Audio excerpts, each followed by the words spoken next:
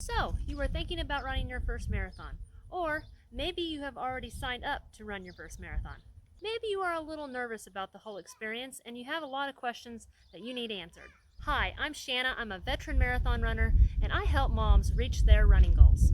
I am going to be discussing my best tips to help you run your first marathon. So let's talk about training.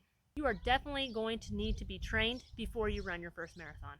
It will take you around 16 weeks of training before you are ready to run the marathon. Your longest run will at least be 20 miles, and you will probably be doing about 3 of those throughout your training. A marathon training plan really needs to be individualized for the specific runner. Not everyone will be able to run 6 days a week of marathon training because some people just don't have the time or they are too injury prone to do so. Marathon training does take a lot of time. When you are running your longest run, expect to be out there for at least 3 hours. The good news though about marathon training, you don't have to run a long run every single weekend. You just don't have to, because you don't want to be overtrained before you get to the race. As a mom, I have definitely adapted my marathon training. I don't run every single weekend a really long run. I might do every other weekend or every 2 weeks. I feel like I'm always in a reverse taper all the time, and that has worked really well for me as a mom because you just can't find a babysitter all the time. And a lot of times on my longest runs, I do actually push my youngest in a jogging stroller, and it has worked out, but you want to make sure your child's tired before you do that. Maybe go about 4 or 5 o'clock in the morning, so when they are in a good sleep. And remember, don't beat yourself up if you have a bad run. Everybody has a bad run, and it's very normal too, because sometimes our bodies are tired. Maybe we didn't get the proper rest and recovery that we needed, or we might be going through some other type of issue going on in our body. So don't beat yourself up. Be proud of your body and what it has accomplished. The most important thing is that you are getting the distance in and building your endurance so you are capable and prepared to run the marathon. Here are a few extra tips to practice before you get to the race. First of all, you want to make sure that you know what you are going to wear on race day. You want to make sure the outfit that you are going to wear on race day isn't going to chafe you, because I have actually wore outfits and they have chafed me all over my body, and you're a little miserable for a week or so. So my recommendation is you actually at least run a training run in that outfit to see how it is going to chafe you or how it's going to feel on your run. You want to make sure what you are wearing is comfortable on race day. My recommendation is that you sign up for a half marathon or 2 before you run your marathon. This is going to give you practice on how to fuel properly and how you're going to do your water breaks, maybe take Gatorade, and how it's going to affect you when you are running the race. Good idea to get a practice run of that. So another recommendation that I highly recommend before you run your race, on your training runs, you're going to want to practice with when you're going to take your gels, or when you're going to take water, maybe Gatorade, or even if you decide to wear a hydration vest. This is going to give you practice before you actually enter the race. I actually don't use Gatorade because it really upsets my stomach. So those are the type of things that you might want to be aware of before you go to the race. You might want to see how Gatorade interacts with the digestive system. You might not be able to handle all the excess sugar with the combination of gel and Gatorade.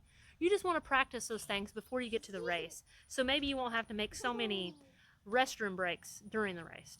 I actually haven't used a hydration vest yet, but I have heard a lot of people actually do like them. My favorite thing to use that I use on my training runs is a water bottle that has a squeeze water bottle that you can just squirt it in your mouth. I find that to be the best, so I can drink and run at the same time, or I don't have to stop and take a lot of walking breaks. I find that to be the easiest water bottle on my training runs. What I like to do during the race, I actually don't take a hydration vest with me or a water bottle during my race. I usually use the cups that are provided at the race.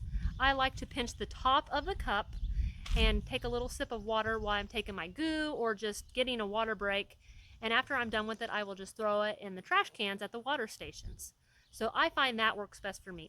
Everybody is different on what works for them, but that is what I like to do. So let's talk about tapering. Tapering happens the last 3 weeks of your marathon training. You want to do your last long run, which is usually about a 20-mile run, 3 weeks before you run the race. You're going to do less mileage, less days of running, maybe cut out a little bit of the speed work that you are currently doing. So that's some examples of what you're going to do during tapering. So you want to do your last 20-mile runs about 3 weeks before your marathon race. And you're going to want it to do, after you do that 20-mile run, you're going to want to run about at 75% of the mileage that you currently do. So this is the time where you're going to want to reduce your mileage, maybe possibly the number of days that you run, and maybe cut out some of the speed work that you are currently doing. 2 weeks before the race, your longest run, it will probably be like a 12-mile run. You want to cut your mileage down to about 50%. Then that last week before the marathon, you have your longest run of anywhere from 6 to 8 miles, and you're going to want to cut down the amount you're running to about 25%. Let's talk about preparation before the race. So you want to be prepared on how you're going to get to the start line. So if you have family with you, you might want someone to drop you off at the start line, or if you are close enough, you might just be able to walk to the start line. But you want to have all these factors in place before you get there. You want to have a game plan before the race so you're not stressed out and scrambling before you get there. Also, I recommend the night before to get everything out. So get your race bib on, your outfit, your sports gels together, your watch, or anything that you plan to take with you when you run the race. You want to get that set out the night before. When you get to the race, you also want to make sure you get there plenty time before. At least get there at least an hour before the race. Your nerves are going to be high, and you're most likely probably going to need to go to the bathroom. So you want plenty of time to be able to go to the bathroom, because a lot of times there's going to be a line to get to the bathroom. So let's talk about breakfast. It's probably going to be a great idea to take the breakfast with you, because you don't want to rely on your hotel's breakfast. You're going to want to eat much earlier than the hotel's breakfast starts. You also want to make sure that you get plenty of rest the week before the race, because more than likely you are not going to sleep very well the night before, because your nerves are going to be high and you're going to worry you're going to oversleep or miss your alarm. You want to make sure you're carb loading the week of the race so you have plenty of energy to get you through the race, because you're definitely going to need it running 26.2 miles. So let's talk about race day. You're going to want to eat at least 2 hours before the race starts, because you don't want to upset stomach before you run the race. You want plenty of time for digestion to take place. There are some things that you could eat before the race. You could eat a whole wheat bagel with peanut butter on it. You could eat oatmeal. You could even bring some pancakes if you would like. A banana goes great with all of these things. Banana is also a good source of potassium, so that would be a great thing to have as a side. Make sure you drink some water before the race, maybe even a little bit of Gatorade if you feel up to it. So these are some things that you can have before you go to the race. So you don't want to eat nothing new on race day. You don't want to eat anything that's new to you, because you don't know how your body's going to digest it. So make sure you have actually had a training run with the exact breakfast that you're going to eat on race day. A good rule of thumb is don't wear anything new, don't eat anything new, and don't drink anything new on race day. So your legs should be ready to go on race day if you tapered properly. So make sure you pace yourself throughout the race. You do not want to start out too fast. Don't get caught up with the crowd.